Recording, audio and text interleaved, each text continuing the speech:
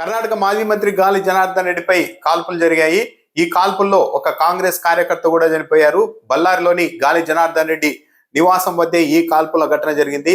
గత అసెంబ్లీ ఎన్నికల్లో సొంతంగా పార్టీని ఏర్పాటు చేసి గంగావతి నియోజకవర్గం నుంచి గాలి జనార్దన్ రెడ్డి ఎమ్మెల్యేగా గెలిచారు. ఆ తర్వాత 2024 మార్చిలో అమిత్ షా సమక్షంలో బీజేపీలో చేరారు. తన పార్టీని బీజేపీలో విలీనం చేశారు. అయితే ఇప్పుడు లేటెస్ట్ గా కాల్పుల ఘటనకు ఒక ఫ్లెక్సీ వివాదం కారణమైంది. ఇక్కడ బళ్ళారి నియోజకవర్గం నుంచి కాంగ్రెస్ పార్టీ తరఫున నారా భరత్ రెడ్డి ఎమ్మెల్యేగా గెలిచారు.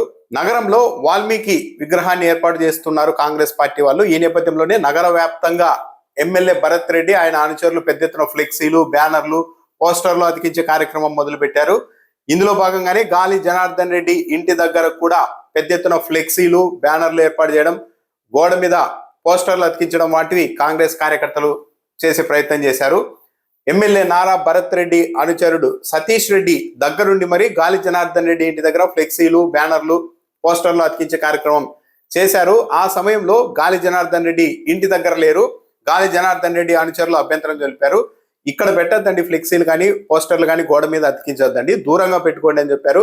అయితే అక్కడ కాంగ్రెస్ పార్టీని అధికారంలో ఉండడంతో ఎమ్మెల్యే భరత్ రెడ్డి అనుచరుడు సతీష్ రెడ్డి తీవ్రంగా వాగ్వాదానికి దిగారు. నేను ఇక్కడే ఏర్పాటు చేస్తాం, ఎవరు అడ్డుకుంటారో చూద్దామంటూ ఆయన అక్కడే చైర్ వేసుకొని మరీ ఉంటూ తన అనుచరులతో గాలి జనార్దన్ రెడ్డి ఇంటి దగ్గర పెద్ద ఎత్తున ఫ్లెక్సీలు, బ్యానర్లు కట్టించే ప్రయత్నం చేశారు. ఇలా ఈ ఫ్లెక్సీల వివాదంపై గాలి జనార్దన్ రెడ్డి అనుచరులకు ఎమ్మెల్యే అనుచరుడు సతీష్ రెడ్డికి మధ్య వాగ్వాదం జరుగుతున్న సమయంలోనే గాలి జనార్దన్ రెడ్డి తన ఇంటికి వచ్చారు. గాలి జనార్దన్ రెడ్డిని చూసిన తర్వాత సతీష్ రెడ్డి మరింత ఆగ్రహం వ్యక్తం చేస్తూ పెద్ద ఎత్తున వాగ్వాదానికి దిగారు.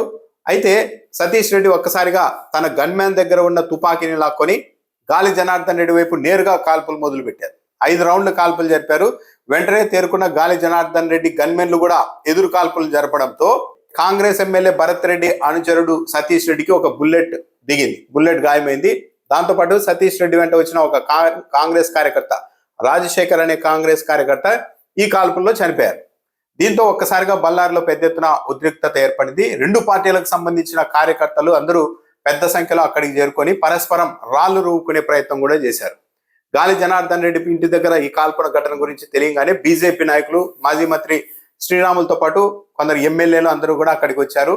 పరస్పరం 2 వర్గాలు మోహరించడం, చాలాసేపు రాళ్లు రూపుకోవడం ఇలాంటి కార్యక్రమాలు చేశారు. చివరకు పోలీసులు పెద్ద సంఖ్యలో అక్కడికి చేరుకొని ఇరు వర్గాల్ని చెదరగొట్టే ప్రయత్నం చేశారు. ఆ ప్రయత్నంలో గాల్లోనికి కాల్పులు జరిపారు. ఆ తర్వాత టియర్ గ్యాస్ ని కూడా ప్రయోగించారు. గాలి జనార్దన్ రెడ్డి ఆ తర్వాత తన మీద కాల్పులకు సంబంధించిన బుల్లెట్లను కూడా చూపించారు.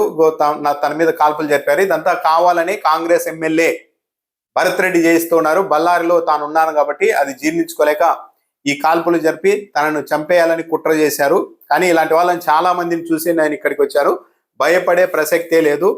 ఈ నారా భరత్ రెడ్డి అనే వ్యక్తి, కాంగ్రెస్ ఎమ్మెల్యే భరత్ రెడ్డి, ఈ దెబ్బకు పోలీసులు కూడా బదిలీ చేయించుకొని ఇక్కడ వెళ్ళిపోతున్నారు. తన అనేక అరాచకాలు చేస్తున్నారు, మాఫియాని ప్రోత్సహిస్తున్నారు, గంజాయి, లిక్కర్ తదితర వ్యవహారాల్లో భరత్ రెడ్డి ఇన్వాల్వ్ అయ్యారు అని గాలి జనార్దన్ రెడ్డి ఆరోపిస్తున్నారు. ఈ ఘటన పైన పోలీసులు కూడా కేసు నమోదు చేసి దర్యాప్తు కూడా చేస్తున్నారు.